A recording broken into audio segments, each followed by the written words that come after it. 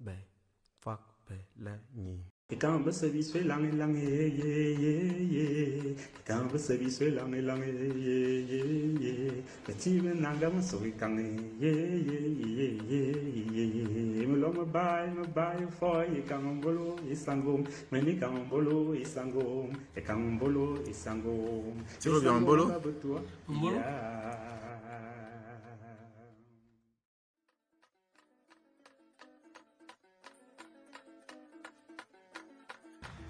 kan mo yana we zo mnangi matir wa zuna o zuna ba kwan ba mask ni wala yana la bebe len musmunga da musmunga mate siki mnangi zenangi ngi no zomuza e fa'ala malene fa'ala e fa'ala zomuza ya bingo sobe awula do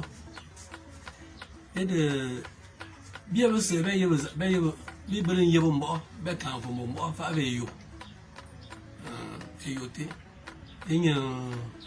a ba la me vul a mana vul ma mse yo an gizo bana a mana sala ba zin yo na ma be kala ya be se ba vul ni ya vul ma a ji ben an ga vul e to men ba ki a vul e de me la flashine créer quand on les a créés et enfantés, on a vraiment bien généré. Donc, on a eu besoin de la vole. Me voleté. Et on bien se bien quand il y a quand il y a des chiens, à cala et bitin yang li mais bien comme un bon bamaza, un vol. Ils aiment bien zamaye me beurre. Zamaye me beurre. Et moi, tu as fait la ville à Blenson, à Bluff, un système. À Zamayan. Si je suis même besoin, il y a carrément de. Il y a un peu de ça, même à Buff, à Bluff, un feu. Il y a un Niabongan, Niangwan de. Niabongan. Et de. Et on dit, avant de l'ibiter, le libère Belna, Bible, maman, me là. Et on me dit, il est là-bas, il est là que d'avenir bi dibi kwini no furi kwiwa foot obela kum oba foot dale e di vo de l'avenir ngam vinemba yo ante bikini zeyema ndu ina bia etu ete yo ante azo suluna ngusulu za mika afu mbot ya fu bayo ben asul ande enko onto yangu yu yema zawi as one day na oba ka abrayamba ande enko lungu yale ezo mala de mban bo ba yema mama ba ngaba yema na bon to bo zamdi ne ba na basa kindo le bo vo ba yem wala na ba yema mama basa kindo le bibin mura yemi ki izamba bo ezo mala mama bo bala na a yi ba sungi ngam na bala ngi ay ka sungi a kunu ba kun ngi nya a kunu mo da fo ba be mo fo ba be yun mi ba kunu wa min wa kunu ki wa min ata ba nga zabe ba wa mbo yoyi atu nga abira ka bi anana mbo ra kunu wa ana ede bi wala ko bana ma ko zamne te asu bela ya me fitu wala zuna bela ta sana bela et de ngi o kuma sile nyu fo nyu sile yi to ye mo zona mo tiwa ka wala na asu ngi wazo kun mbora fo ba be fo ba mot ngo kan dam no mot ngi ko wi mot ngi nya azu wa ku seki zu me bo su mun ga ko na ma seki ma man ngi no mun ngi yan no mun ngi mi bo na fa ne ba te bo se ba wo na lun ba man ba po apo ngi papo popo ngi popo wala popo wande belabete ede bana yo mo bu na ko yo ngi bete ba zo ni mia ye ni ka karbot exam be bo me kini zam me ba mam se ka akar murasa akala ngaba yamba bo le bian abinum ngaba yamba na ni ba bwana be ba ba sale yo ba me ya ba be ede aussi ka sale ngi hotel fam na zuna ngama vuana adangi yo ekiri mo boza bla bozo mo buru na bozo mo buru amana o briki fono no bravus ngo vuwa men okay katatel de mama no me ben nsama va ekiva asam anu aki ozazang anya mi tamer no rompre asam ngo sam yeze bozo na ekizezi ngo semeki bizimbi biwa ngo semeki so obo ansam ngo no sonsam ekibizim ai ngo efiete ne fama zoali sonsam ekibizim ngo vuiki bizimbi biwa ngo vuso obo ansam yadda da bana ganyi ta vu eki bizimbi yabi abuzuna maika atabo fuma babe maika carbon awal bebo yadda da bana bobote anamu na bana makoban sete nasiki amana wazuna botu azuma bo na mazo vana ngi ben awal ba kumuno enunguma gwaran kuman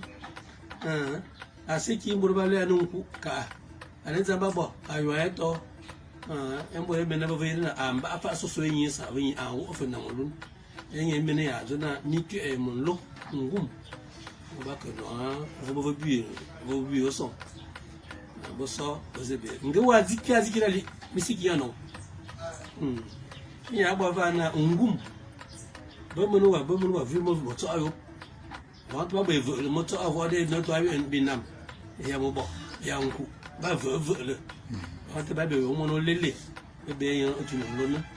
abose abaze we wo bo no le wo no na ava miki e be fa wala bilebite ano se ya ba va na bono mo kuma ben nga ya no e de bana ya ba no bo ba bi bo van fu ba ka bi be se be bo to bi bo man ba atom tele be anto ba to ba be yon sa bento yang yon se damisi be nya long yon bi ambo na vala nya long akungi ba no kima be nyinga ye nyino ede na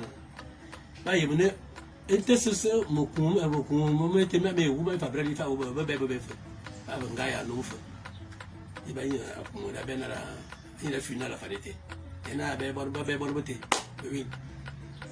baga yamba mana yi en abala nyi an tira nyi ede ngo bazamte ede dabana ngite ebo bo